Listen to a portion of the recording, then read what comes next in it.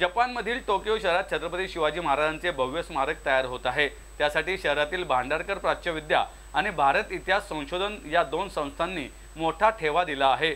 जपानमध्ये गेल्या 24 वर्षांपासून राहणारे उद्योजक व अखिल भारतीय जपान महासंघाचे अध्यक्ष योगेंद्र पुराणिक यांना हा ठेवा सोमवारी सुपूर्द करण्यात आला आहे। जपानमधील भारतीय वंशाचे उद्योजक योगेंद्र पुराणिक यांच्या पुढाकारातून टोकियो शहरात छत्रपती शिवाजी महाराजांचे भव्य स्मारक होत आहे। त्यासाठी शिल्पकार विवेक खटावकर हे महाराजांचा पुतळा साकारत आहेत। जपानच्या नागरिकांसह तेथील मूळ भारतीयांच्या पुढच्या पिढीला शिवाजी महाराजांच्या कार्याची माहिती मिळावी म्हणून हे स्मारक उभारले जात आहे। त्यासाठी भांडारकर आणि भारत इतिहास संशोधन मंडळ या दोन संस्थेतील छत्रपती शिवाजी महाराजांच्या दुर्मिळ छायाचित्रांसह पत्रांच्या प्रतींचा ठेवा योगेंद्र पुराणिक यांना सुपूर्द करण्यात आला। हा कार्यक्रम भांडारकर संस्थेत संपन्न झाला। यावेळी भांडारकर संस्थेचे विश्वस्त माजी खासदार प्रदीप रावत, भारत इतिहास संशोधन मंडळाचे सचिव पांडुरंग बलकवडे, आम्ही पुणेकर संस्थेचे हेमंत जाधव यांची व्यासपीठावर प्रमुख उपस्थिती होती। जपानमध्ये गेल्या 24 वर्षांपासून राहणारे उद्योजक व तेथील संसदेचे सदस्य योगेंद्र पुराणिक भारावून गेले।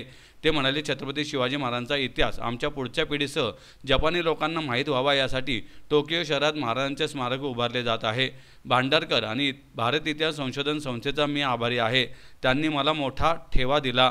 मी जपानमध्ये निवडणुकीला उभा राहिलो, तेथील संसदेत निवडून जाईल असे वाटले नव्हते, पण निवडून आलो तेव्हा भारावलो, कारण जपानी वर्तमानपत्रात एक काळा भारतीय संसदेवर निवडून आला अशी बातमी आली होती। खरंच तुमच्या सगळ्यांच्या समोर इथे उभं राहण्याचा मला हक्क आहे की नाही मला माहिती नाही, पण आणि ह्या जन्मात तेवढं पुण्य केलंय की नाही हेही माहिती नाही। कदाचित मागच्या जन्मापर्यंतचं काहीतरी असावं की आज आपल्या सगळ्यांच्या उपस्थितीमध्ये इथे मला एवढा सगळा मान देण्यात आला, एवढी सगळी मौल्यवान पत्र त्यांच्या प्रती देण्यात आल्या, एवढी सगळी सुंदर चित्र देण्यात आली आणि त्याचबरोबर तिथे ठेवला असलेला भयंकर ग्रहपाठ देण्यात आला।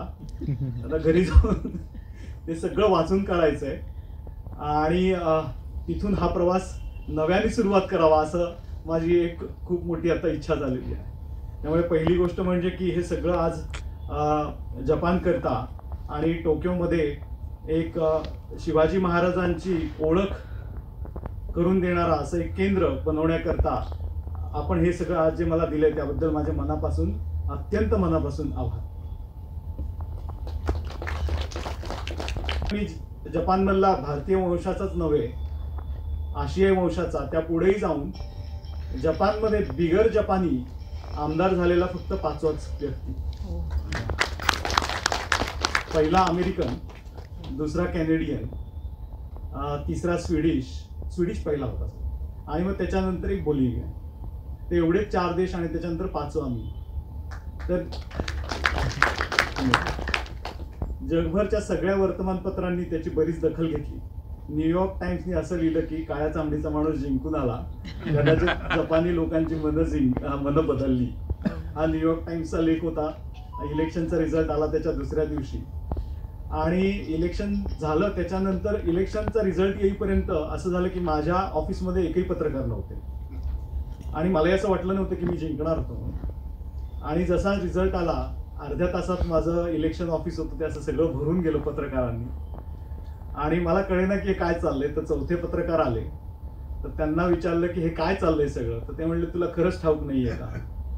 ते म्हणले की तेव्हा त्यांनी मला सांगितलं की तू फक्त, मी खरं आकडे बघितले नव्हते, मी स्टॅटिस्टिक्स बघितले नव्हते, अगदी सरळ भावनाने समाजकार्याच्या भावनेने मी इलेक्शनमध्ये उतरलो होतो आणि त्यांनी मला सांगितलं की तू 5वा असा बिगर जपानी आहेस की जो निवडून आला आहेस आणि त्यातल्या त्यात आशियाई आहेस, त्यातल्या त्यात अशा रंगाचा आहेस, त्यामुळे हा सगळा उपद्व्याप।